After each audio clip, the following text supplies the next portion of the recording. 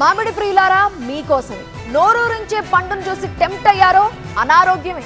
ఎందుకంటే ప్రస్తుతం మార్కెట్లో దొరుకుతున్న మామిడి పండ్లు సహజంగా పండినవా లేక రసాయనాలతో మగ్గించినవా అని ఒకటికి 2 సార్లు సరిచూసుకోవాల్సిందే. మామిడి పండు సీజన్ మొదలైందో లేదో అప్పుడే అక్రమార్కులు తమ చేతివాటాన్ని ప్రదర్శిస్తున్నారు.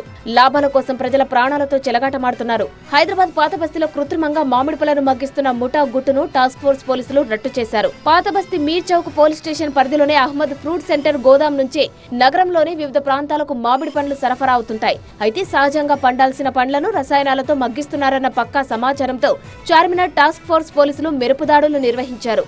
ఈ దాడుల్లో విస్తుపోయే నిజాలు బయటపడ్డాయి. మామిడి పండ్లను త్వరగా మగ్గించడం కోసం ఇథిలిన్ అనే ప్రమాదకరమైన రసాయనాన్ని ఉపయోగిస్తున్నట్లు పోలీసులు గుర్తించారు. రంగు కోసం, త్వరగా పండడం కోసం వాడుతున్న ఈ రసాయన పండ్లు తింటే ప్రజల ఆరోగ్యం తీవ్రంగా దెబ్బతింటుందని అధికారులు హెచ్చరిస్తున్నారు.